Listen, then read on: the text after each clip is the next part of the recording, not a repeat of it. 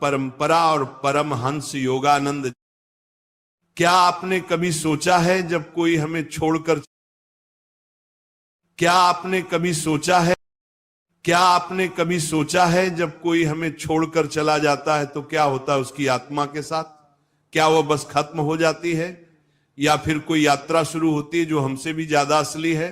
भारत की पुरातन परंपरा और परमहंस योगानंद जैसे आत्मज्ञानी योगियों ने बताया है कि अंतिम संस्कार के बाद की 13 रातें एक रहस्यमयी अदृश्य यात्रा होती है। यह वह समय होता है जब आत्मा निर्णय करती है विश्राम, भटकाव या पुनर्जन्म। लेकिन यह निर्णय कैसे होता है? क्या आत्मा हमें देख रही होती है?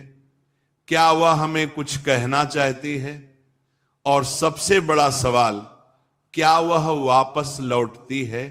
हम आपको लेकर चलेंगे उस रहस्यमयी यात्रा पर, मृत्यु के बाद के उन 13 दिनों में जिन्हें हम केवल परंपरा समझते आए, लेकिन वे दरअसल आत्मा के निर्णायक क्षण होते हैं। इस प्रवचन में हम जानेंगे परमहंस योगानंद की दृष्टि से आत्मा का अनुभव, 13 दिनों के दौरान सूक्ष्म जगत में क्या घटता है, कैसे आत्मा अपने कर्मों के हिसाब से निर्णय करती है और कैसे हम जीवित होकर भी उस आत्मा की मदद कर सकते हैं। यदि आप जीवन और मृत्यु से आगे के सत्य को जानना चाहते हैं, यदि आप आत्मा के गहरे विज्ञान को समझना चाहते हैं, तो ये वीडियो आपके लिए है, क्योंकि ये सिर्फ कहानी नहीं है, ये हर उस आत्मा की सच्चाई है जो कभी जी चुकी है और एक दिन फिर लौटेगी। कल्पना कीजिए, आपने अभी अभी अंतिम सांस ली है, सांस थम चुकी है, शरीर शांत है, पर आपकी चेतना अभी भी जाग रही है। आपको सब कुछ दिख रहा है, लोग रो रहे हैं, छू रहे हैं, पुकार रहे हैं, लेकिन आप कुछ कह नहीं पा रहे। यही है आत्मा की पहली रात, एक गहरी खामोशी, एक भारी रहस्य और एक अनुभव जो हर आत्मा के लिए अनोखा होता है, जिसे हम मृत्यु कहते हैं। असल में वह जीवन के सबसे गूढ़ द्वार का उद्घाटन है। परमहंस योगानंद कहते हैं, मृत्यु कोई अंत नहीं, ये तो आत्मा की नई आंखों से जीवन को देखना है। इस पहली रात में आत्मा अपने शरीर को देखती है, लेकिन अब वह केवल एक लाश है जिससे वह निकल चुकी है। दर्शकों के रोने की आवाजें आत्मा तक पहुंचती हैं, पर अब वह उन आवाजों का उत्तर नहीं दे सकती। उसे समझ आने लगता है, अब मैं इस दुनिया का हिस्सा नहीं रही।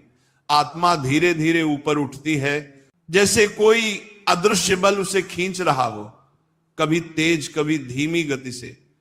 वह देखती है अपने परिवार को, अपने घर को, अपनी हर उस चीज को जिससे वह जुड़ी थी, और तब होता है एक अद्भुत रहस्य उद्घाटन। जीवन में जो बातें हमने कभी गंभीरता से नहीं ली, प्रेम, करुणा, क्षमा, कर्म, वे अब आत्मा के सामने चलचित्र की तरह चलने लगती हैं। हर स्मृति, हर कर्म, हर दुख और हर सुख सब उसकी चेतना में उतरते हैं। ये आत्मा की पुनरावलोकन यात्रा की शुरुआत है। लेकिन क्या आत्मा चाहती है वापस लौटना? क्या वह डरती है या उसे शांति महसूस होती है? यह सब निर्भर करता है उसके कर्म, उसकी प्रवृत्तियों और उसकी मृत्यु की अवस्था पर।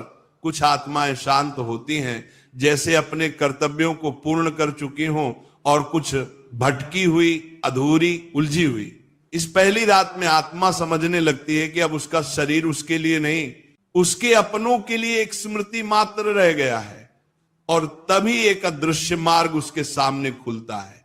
कोई प्रकाश, कोई आकृति या केवल एक कंपन जो आत्मा को बुला रहा होता है।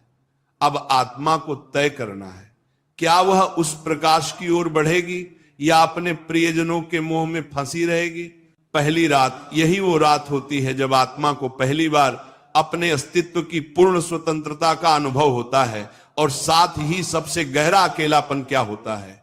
इस पहली रात के बाद क्या आत्मा आगे बढ़ पाती है या ये शुरुआत है 13 दिनों की सबसे रहस्यमय यात्रा की, जहां आत्मा प्रवेश करती है सूक्ष्म लोक की उस दुनिया में जहां उसका सामना होता है खुद अपने कर्मों से।